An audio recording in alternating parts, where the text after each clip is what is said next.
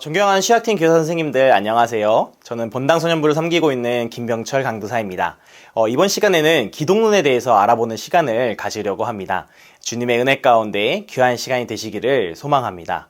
우리가 살아가는 세상에는 한 가지 팩트를 보고도 다양한 견해가 존재하는 것 같습니다.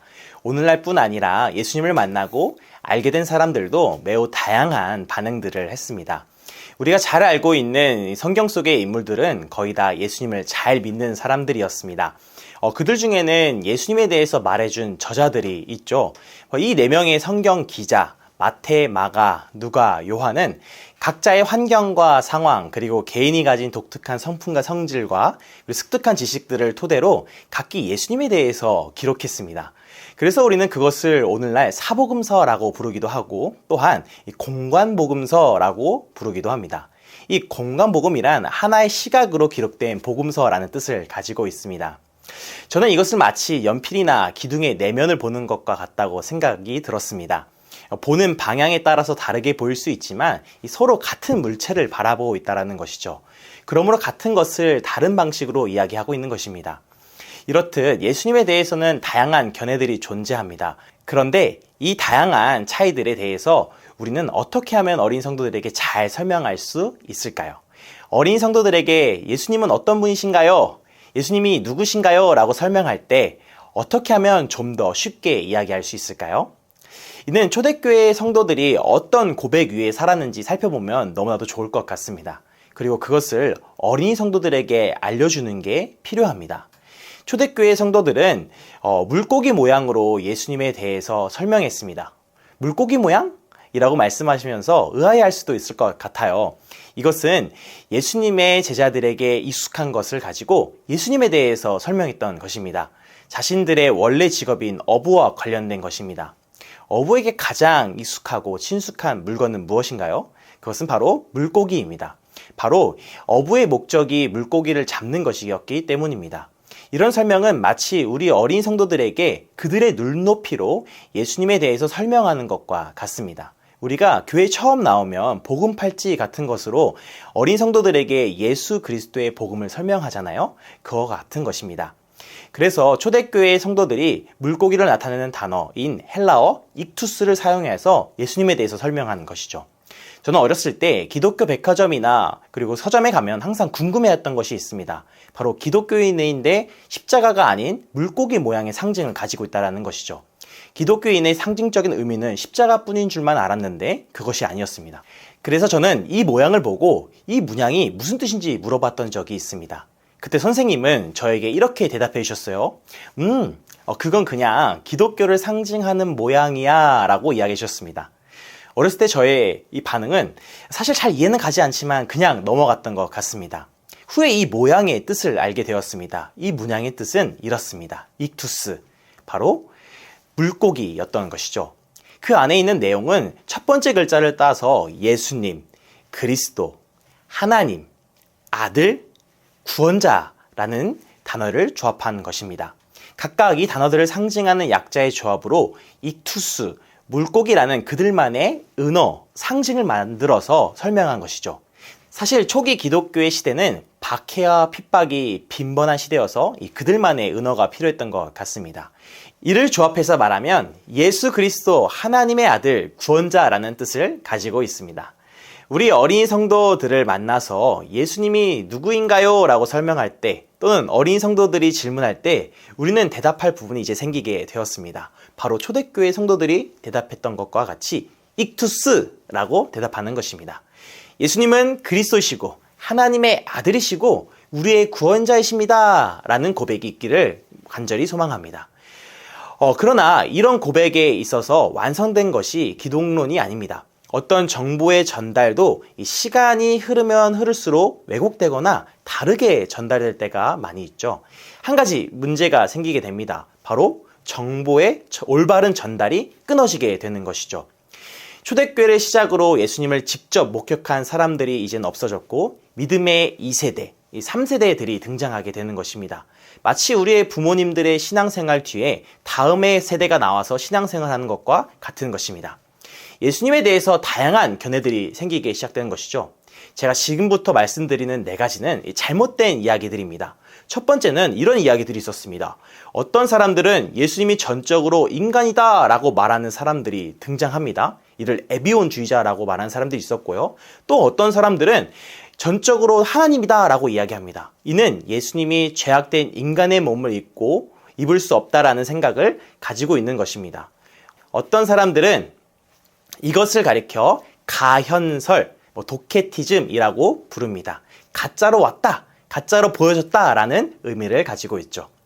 또 어떤 사람들은 반은 신이고 반은 인간이다 라고 이야기합니다. 이는 아리우스주의자들이 그리스도는 하나님보다 낮고 인간보다 높은 최초의 피조물이다 라고 생각하는 것에서 나온 것입니다. 우리가 마치 헤라클레스와 같은 존재로 생각했다라고 보면 될 것 같습니다. 마지막으로는 인간에서 하나님이 된 존재라고 생각하기도 합니다. 인간 예수가 양아들이 되므로 하나님의 아들이 되었다라고 보는 것이죠. 이는 예수님의 존재에 대한 부인이 되게 되는 것이죠. 예수님의 성육시 사건을 부정하는 행위입니다. 지금까지 이 4가지는 잘못된 견해들에 대해서 살펴보았습니다. 너무 어려운 말들이 있지만 꼭 기억하지 않으셔도 됩니다. 그렇다면 가장 기억해야 될 말, 가장 올바른 말은 무엇일까요? 바로 참 하나님이시며 참 인간이십니다. 이것을 꼭 기억하셔야 합니다. 이 부분은 바로 성경과 사도들의 전통에 따른 올바른 고백입니다. 이제 믿음이 왜곡되지 않기 위해서 우리가 믿는 것을 정해야겠죠. 그래서 믿음의 2세대, 3세대들은 성경의 전통 위에 신앙의 전통, 즉 교리를 세우게 된 것입니다. 그 중에서 우리가 함께 살펴보는 것이 기독론을 살펴보고 있는 것이죠. 이것이 중요한 이유는, 우리가 배워야 하는 이유는 우리가 가르치는 어린 성도들에게 전하여 줌으로써 예수님에 대해서 더욱더 잘 알 수 있게 되는 것입니다. 조금만 더 살펴보면 좋을 것 같은데요. 먼저는 인간에 대한 부분을 살펴보고 그리고 하나님에 대한 부분을 살펴보았으면 좋겠습니다. 첫 번째, 인간에 대한 부분입니다. 예수님의 참 인간적인 부분과 참 하나님 부분 쪽에서 성경 안에 나온 것을 함께 살펴봤으면 좋겠는데요. 참 인간으로 사신 예수님에 대한 모습을 살펴보겠습니다.